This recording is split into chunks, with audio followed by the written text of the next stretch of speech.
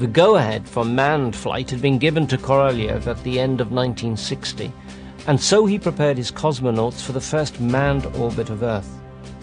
At the climax of these preparations, the world was to see the images of a smiling young Yuri Gagarin boarding the bus that took him to the launch site, accompanied by his backup cosmonaut and staff from the Baikonur Cosmodrome.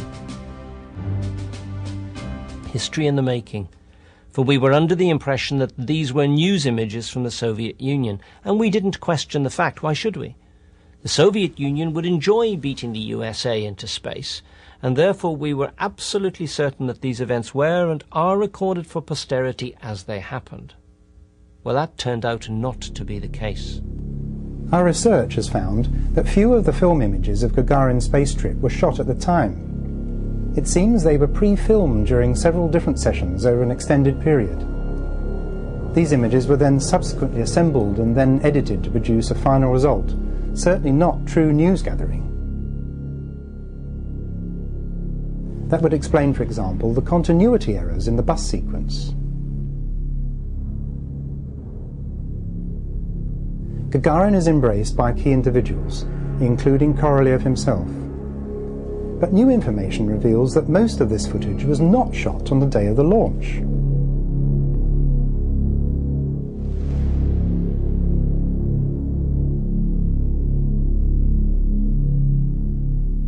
Gallantly waving, Gagarin enters the elevator to ascend to the rocket launcher and the Vostok capsule.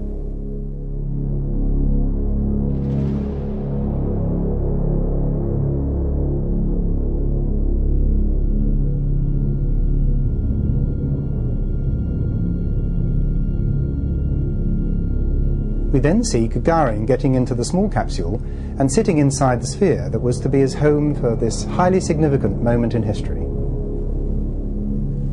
The lighting, though, gives away the fact that this was all staged.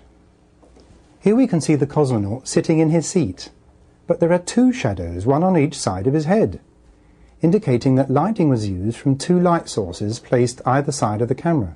The top view shows that there was no lighting inside the capsule itself. Nor was there any room inside the small space for the camera and lighting rigs required. So how can there possibly be a view of Gagarin taken from the front rather than just from behind his head? We must emphasize that there was no space for another person, camera or lights inside this miniature capsule. This shot alone demonstrates that he was filmed from a cutaway setup, on another occasion, in another place, in a studio environment. Details that have now come to light record that during the launch countdown, two awkward moments occurred. During the first of these, Korolev told the crew on the gantry that the hatch had not closed properly.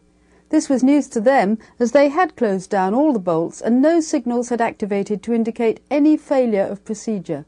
Korolev insisted that the hatch be fully reopened and then rebolted, a task which added another 30 to 40 minutes to the countdown.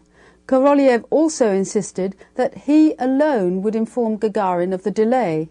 In fact, Korolev forbade the crew from speaking to the cosmonaut, who was supposedly listening to music inside the capsule. In so doing, he gave himself the opportunity to instruct Gagarin to leave, yes, leave the Vostok capsule. The second awkward moment occurred during this rebolting procedure, when the gantry began to swing away from the side of the rocket as if the countdown had not been halted. Obviously, the head of operations inside the launch bunker hadn't been apprised of the situation. About to fall off their lofty perch, the gantry crew hurriedly telephoned the launch bunker and asked them to return the gantry to the rocket's side, allowing them to complete their task. So who was head of operations in the launch bunker? Well, actually, it was Sergei Korolev. And he was totally aware of the timing of the countdown, since it was he who was responsible for the delay in the first place. So why go to the trouble of creating this gantry incident? We suggest it was a diversionary tactic, resulting in any observer taking their eye off the ball for a few vital minutes. This would ensure that the first publicised manned flight into orbit would not be compromised by a dead cosmonaut, and it would have served to cover the moment when Gagarin was removed from the capsule. And ultimately, it would keep Korolev's research and development team ahead of their serious competition within the Soviet Union's internal space race. Was Gagarin removed and then replaced by a surrogate cosmonaut? Or did the Vostok capsule go aloft with only a tape machine aboard? A technique that the Soviets had already honed to perfection, and they had already acclimatized Western listeners to the idea that human voices emanated from probes officially classed as unmanned. But that's another story. This Vostok capsule landed on a designated site well away from the public gaze. In the meantime, Gagarin had apparently ejected himself from the capsule and landed well over a mile away. However, his method of landing was kept very quiet, creating confusion in the history books for years to come.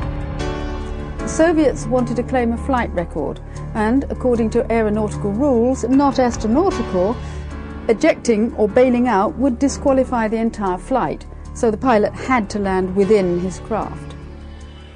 Astronaut substitution would have meant that the number of people on the gantry platform would have increased or decreased between securing the hatch for the first time and the actual launch. Was this the case? Oh, yes, it was. It took 5 people to seal the hatch and check the procedures first time around, but at the second resealing, only 3 people were employed on this task. There was motive, opportunity and time to accomplish the sleight-of-hand manoeuvre. And if such a tactic would ensure that the Soviet space program and their cosmonauts were kept alive, then it was worth the candle.